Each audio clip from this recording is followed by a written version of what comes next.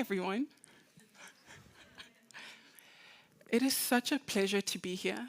And I'm not just saying that, like I'm blown away. I think about where I started 7 years ago, right? Telling my very African mom that I was quitting clinical practice to start a storytelling agency and, watching her crumble to the ground and look up at the sky and ask, why me? What have I done? Right? And 7 years later, to be in a room like this, dressed like this, right? I'm pretty proud of myself. I know that this is about, the innovators and we love the change makers here, but like, I am really feeling myself right now. I cannot believe I'm here. Thank you.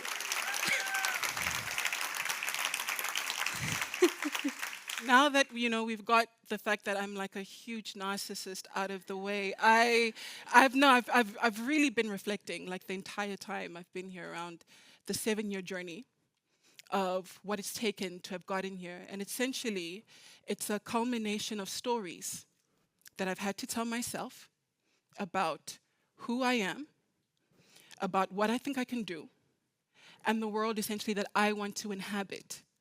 One that is fair, one that is just, one that is sustainable. And it's been a 7-year road of essentially inviting people into the story that I've created, extending that story beyond myself, and essentially building a world around it, right? And so if you think about the fact that in this room, we're essentially just a collection of stories that have come together and now having the shared experience by virtue of the fact that we have come to believe in a particular story. It's kind of incredible. Which leads us into the conversation that we want to have, right? Around how do we shape the stories that essentially shape the systems that we live in, and how do we use this technology of storytelling to be able to change and shape the fashion story. So before we get into the big systems talk, Mariel, what are the stories essentially that have shaped how you view your work and what's made that possible for you? Thank you, Kito. As you see, this is a pleasure joining Energy Women in the space. So very happy and excited to be here from Peru to Sweden. One of the things that shaped my story actually is not talking about the years back, but the impact I have in the recent years working with frontline communities. Between all my hats, apart from being the founder of Slow Fashion World, I also work with communication and training indigenous peoples and Afro-descendant communities. So one of the examples is I'm working day by day with storytellers working with impact campaigns that are creating small-scale movements, but at the same time, it creates big changes, like in Ecuador with the Yasuni campaign. Big forest protection, voters voting almost 100% to protect, and that comes from storytelling and indigenous activists that are creating small changes from the front line. Other thing that also strikes me the most, and also is part of the work that I'm building, that is shaping every day why storytelling should be my force of nature and work with that through the path of present and future generation, is the storytelling through filmmaking and audiovisuals. I have worked with many indigenous storytellers that they're not only talking about the story itself, but preserving the ancestral knowledge and memories of the elders. And that has helped me to myself to understand what is to be doing stuff and doing stuff. So working with these people, it has shown me that I have to do my work in storytelling through care, commitment, and understand the resilience and the privilege where we stand now. So I use that framework and I use that tool to provide opportunities to co-create also projects that include people from the front lines. Absolutely, that's amazing. Just reflecting on what you're saying and kind of how I've arrived here as well, working very closely with communities. I know my viewpoint around storytelling changed right after Cyclone Idai and hopefully some of you will know, in Malawi, where a flood just completely destroyed many parts of Southern Africa. And being able to go into communities where essentially trying to, you know, speak to the survivors, have them speak about their experiences and what resilience looked like. We had stipends ready, we had food ready, we were ready to take these stories. And I remember our whole program having to be delayed by virtue of the fact that, yes, we wanted to take their photos, we wanted to take their stories, but they wanted to look good. They wanted to feel proud. And we stopped, we found makeup, we found clothes. And it was in that moment I realized that even in moments of complete devastation, this human desire for beauty, it's the thing it's the great equalizer. And so that's essentially been my road around what we can learn from communities, and even coming into a space like this where we think about fashion and what fashion can do. And again, it's calls to this deeper nature.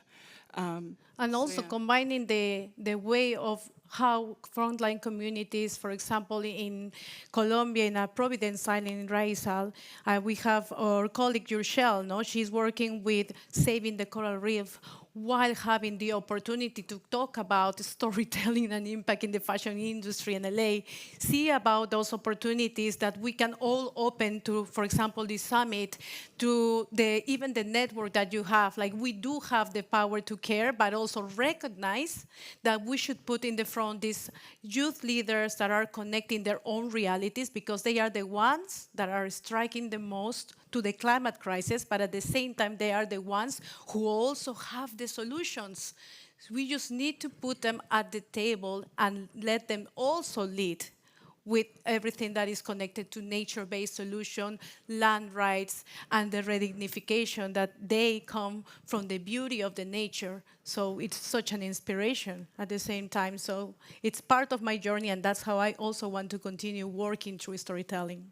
100%. So we're kind of cerebral, and I'd love for us to get to how are you practically thinking, and can you like show us, right, like how communities are essentially writing this fashion story, if you can speak a little bit to that. Definitely. Well, some of the work that we do between slow fashion world is putting up front the protagonists, which are the amautas. I come from Peru, from the highlands, and I had the opportunity to co-create with many, many fashion brands that are not only working with innovation in technology, but also with social and cultural innovation. And one of them just booked me into a road to the Canas and Amautas area and said, Mariel, let me take you to something that is going to be innovative, but at the same time impactful.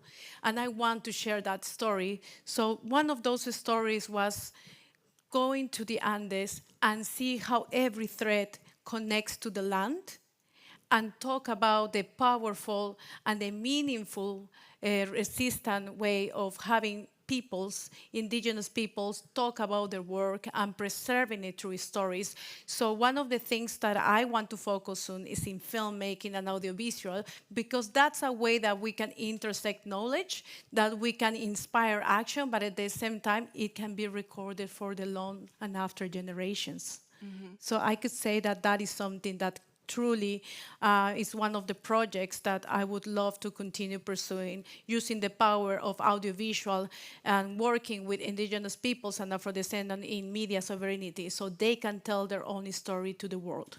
And I'm assuming you have a video to display this, right? I know we're a little bit over time, but I would love to share something very beautiful. So one of the things is I'm going to ask you to buckle up. I used to be a flight attendant here, and take you to the beautiful Peru. So please, let's watch the trailer and just enjoy.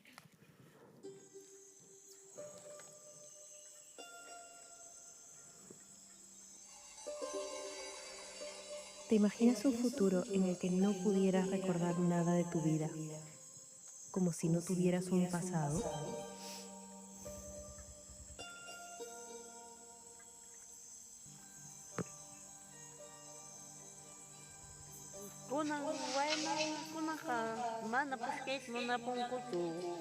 Kulki bastante kapun paikunak maypips llank'apatuq purimus kulkatarin chit qhawaraqun mana kipis hawayta hunapun Sonco, hilando historias, nace para recordar que se puede honrar la memoria, preservar los oficios manuales como el bordado tradicional, abrazando el diseño contemporáneo, creando indumentaria conscientemente. En el campo, todos los que somos varones y tenemos que aprender de bordar las polleras de nuestras esposas. Para mí es un orgullo tenerlo, ese arte. Con Guyanita, a través de ella, el arte que tengo estamos promocionando no solamente acá nacional, sino que internacionalmente. Cada colección es un puente entre lo ancestral y lo contemporáneo. Usamos materiales regenerativos y procesos artesanales para vestir al mundo con identidad.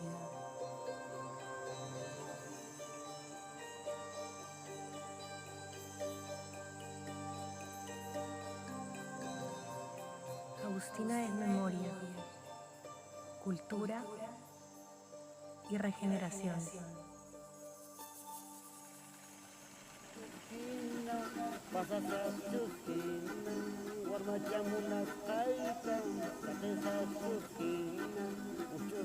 Amazing. That's absolutely amazing. I know we're way over time, so just quickly, just before we wrap up, few tips on how do we use storytelling as a tool? Like, how do we get really practical? What do you want people to go away with? In the way that I've been working across different platforms through also Creatives for Impact, using storytelling in a ways of collaboration, for example, putting indigenous artists on the front with international artists, giving them the voice to talk about their issues, but also the dream of being in front of people to listen their sing. This is a way of storytelling. But the other one is through capacity building. It's such important, the work that we do. It's not only about us teaching them, but it's like mentoring all together, co-creating frameworks around regenerative processes and regenerative framework on communication, where we can reimagine what leadership actually looks like, what stories from the ground looks like, without forgetting that ancestral wisdom, traditions, cultural aspects can drive policy and change making. So I would say those two tools. But what about you, Okito? How do you see your stories in terms of shifting norms and policy in Africa? Yeah, I'll say this and then we're definitely getting off the stage, I promise you. I think very practically, and it doesn't feel practical, it doesn't feel intuitive, but keep joy at the center of your work. Culture always has gone first. It's always been fashion. It's always been food. It's always been music. Policy follows. Systems follow. And where there is joy, it is just much more tangible than anything else, particularly in the spaces that we work, in climate, in gender economic justice, where it almost feels like you cannot laugh. It's not allowed. So I have found that joy as a methodology, as a framework of thinking, is probably the most powerful tool we've been able to use and incorporate in the work that we do, that we take into governments, that we take into communities. And this is the thing I would encourage you to do. Just like meeting you and seeing this work has been incredibly joyful for me, right? And I take this back and I imbue it in the work that I do. And so this would be my practical tool for you to go away with. And also one of the things that we got inspired today is by the way of this summit this year. Now we feel like storytelling has become a deep part of each and every process and theme that we see today, especially with the change makers that are embedding these tools that can connect also with the technology and innovation, but also on customer care, on community building. So one of the examples that you're going to see next, I don't want to spill the film, but Loom, for example, like creating communities around designers and consumers through digital wardrobe. That's fantastic, because then you're creating this type of relationships and then taking those testimonials, those relationship building into community and care. And that's what is important, because sometimes they say, oh, stories, you tell and you go. No, these are stories that in fact are going to remain in fashion and going to transform the way that we communicate positively, not toxic positivity, but we will intend to grow with fashion becoming a force of transformation for our planet, for our people. So that's something that I take away with all the inspiration from today. Well, I think that's it. I think that's our time. Thank you so much. But don't forget, we are all storytellers. We are all part of the community. Please find solutions. Please find these amazing change makers. Look for us. Maybe we can connect to each other if you want to talk furthermore on how to apply regenerative communications, how to shift narratives around Africa, Latin America, but at the same time, found communities, found indigenous and Afro-descendant peoples, because the answer is them. If not us, then who? If not now, when? Thank you, Okito. Thank you.